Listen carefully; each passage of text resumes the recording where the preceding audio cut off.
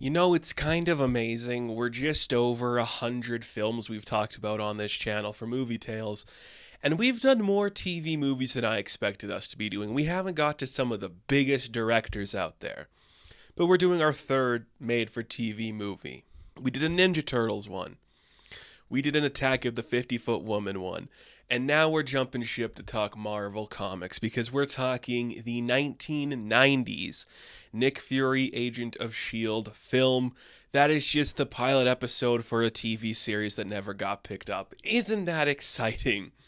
Crossing over everything. A tumultuous time in Marvel's history when they were selling everybody. They want to make a show at Fox with Nick Fury. This is like right before the Marvel boom is coming. Blade is either out or about to come out. X-Men is on the way. Spider-Man is slowly going to follow, and Hulk is going to follow. It's its own era. And it's really genuinely fun to look back on that era, especially when we just look at the things that are out today, because there's huge differences and stuff. But a Nick Fury TV show. I see where you're coming from. Spy stuff is easy to do for television. We have been making like counterintelligence programming on television for years. The Avengers, not the comic book, but the other one. Mission Impossible. You could make him like an angry lead, and you could get a bunch of younger people around him and do something fun. And they tried, and this movie, that's just a pilot. It's free for you to check out on YouTube because nobody cares about this, and Marvel wants you to forget it exists. They don't even reference it. They're not going to reference it. If we reference everything in any medium, I can guarantee you nothing will reference David Hasselhoff as Nick Fury. They want you to forget this happened. But I'm not going to forget because for some reason, I'm trying to think of it. I like the classic Agents of S.H.I.E.L.D. stuff. I like the Howling Commando books. I like when Nick Fury was doing the Agent of S.H.I.E.L.D. book. I like that world of spy and conspiracy and espionage. I just think it's fun in the comic books, just introducing so many random characters of different names and different looks to them. And just saying, hey, they all have a history, they're all connected, everyone's going to betray everybody. So many different things. I just love it and respond to it. I am currently on a mission to track down a lot, or if not all of them, I don't know if I'll do all of them, the Nick Fury Agent of S.H.I.E.L.D. comic books. But I like the world. I like Nick Fury. I like this kind of Nick Fury. I have nothing against modern Nick Fury. I think what they're doing in the comic books currently with making Nick Fury Jr. the main guy makes sense to me. In 2024, who needs a chain-smoking guy who's angry and aggressive and white to run your spy agency or do the covert shit? You don't need that. Stick him on the moon and make him a watcher. I don't care. But just like the classic feel of this guy's an asshole, but he's right for the stuff he is saying, I appreciate that feeling. And I think it's kind of cool. So a TV show about that, yeah, that makes sense for the 90s. We're really talking around it because there is not much to say about this 90-minute pilot. It kind of sucks. I'll give you like the base plot. Baron von Strucker is dead or in like a cryogenic freezer, whatever you want to say.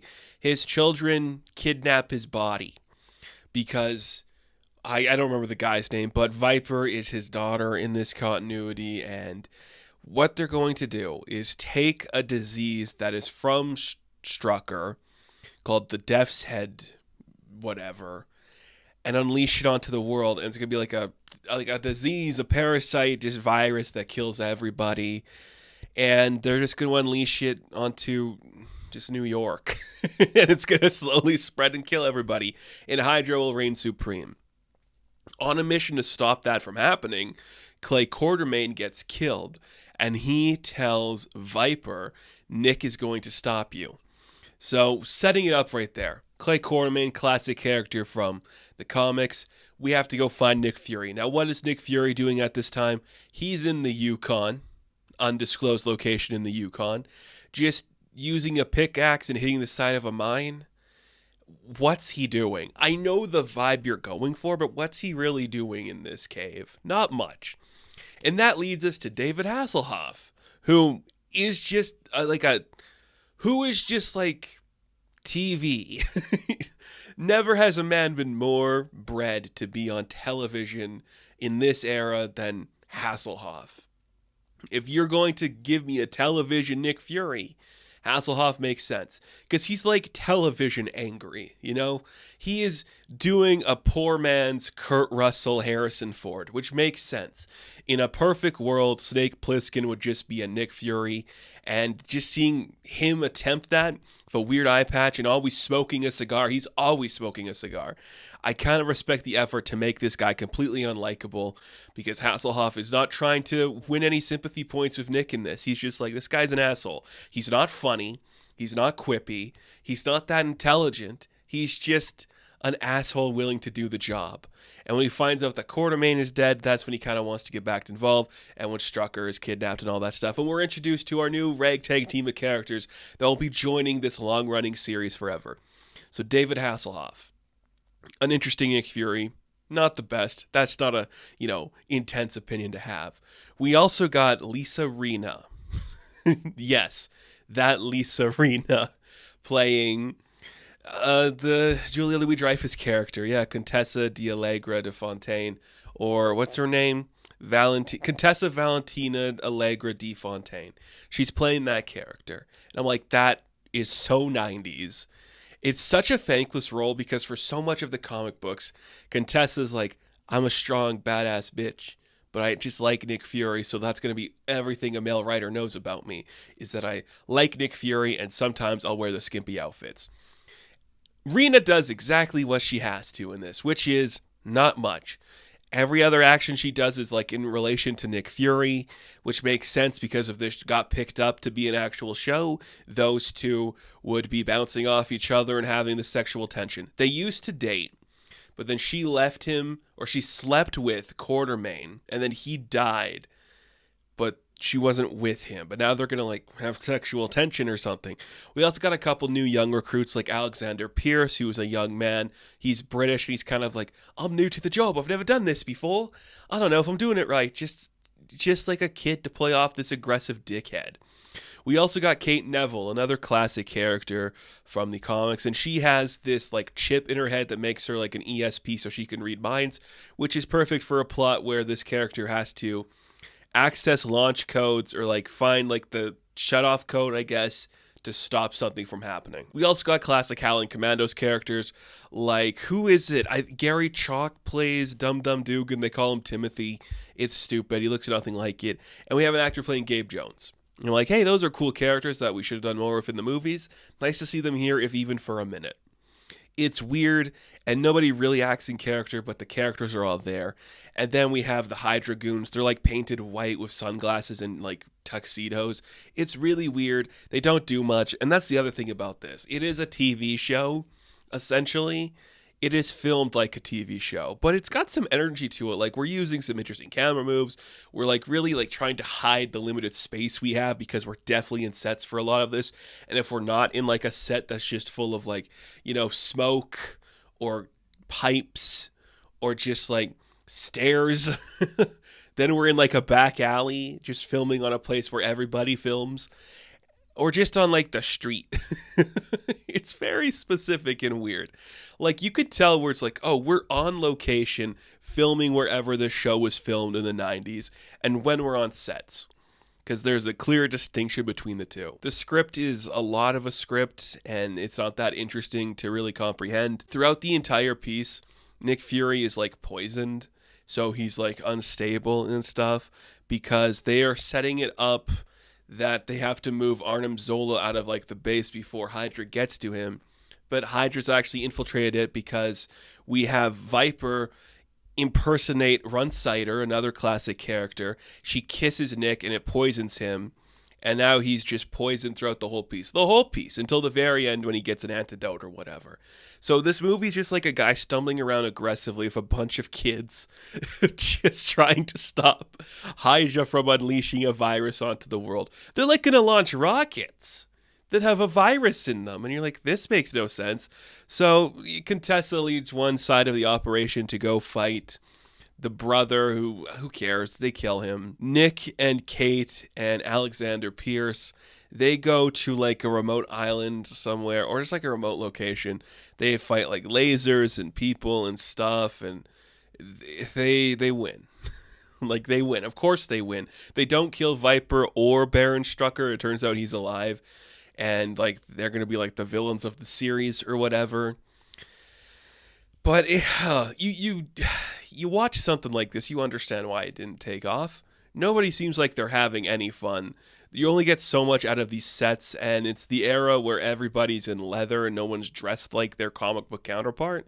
We give him the eye patch, we kind of dye his hair, not too much, and yes, he does smoke.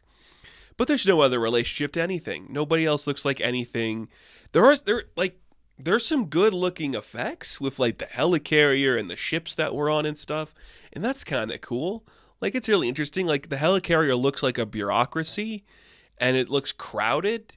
So I kind of appreciate that aspect. Like it looks nothing like what we know the helicarrier to be, but the fact that like when you get on board, there's a bunch of like stairwells and there's like monitors and like hundreds of people all over the place. That's pretty exciting.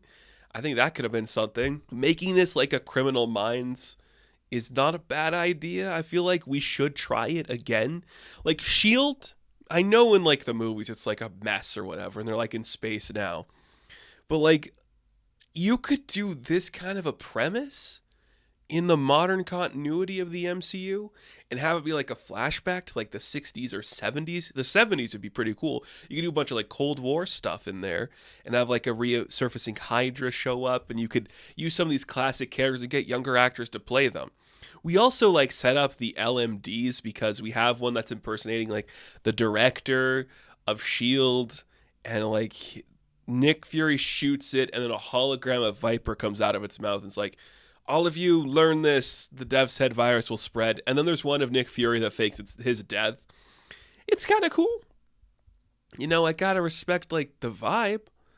This is how you would do a 90s spy show with, you know, a comic book.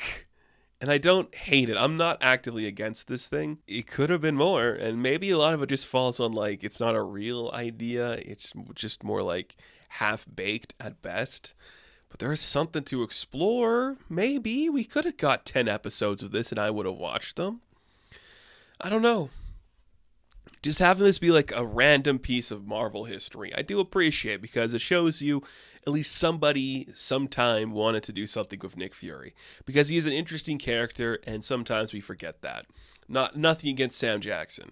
I cannot see Sam Jackson doing this type of show or having like this be like his Nick Fury.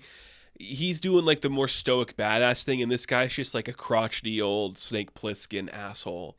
And that's kind of fun in a way that's different than the stuff that Jackson is doing. But this is a mess, and it looks bad, and the sets are stupid, and nothing really makes sense. And there's no tension or chemistry between anybody. It's just a dickhead yelling at kids. And that's only going to get you so far. And it's only going to get you so far. 90 minutes, you're not getting a show. Maybe you should have. Can you imagine if we got 2 seasons of this? Who would we have introduced? Would we have crossed over with like the 90s Captain America? Ooh, that'd be interesting. But that is going to do it for this episode of Dynamic Tales. Thank you all for watching this video. Be sure to like and subscribe to the channel. As always, you can check me out on Instagram, TikTok, and Twitter. And of course, I will catch you in the next one. Have fun. Stay safe. Good luck.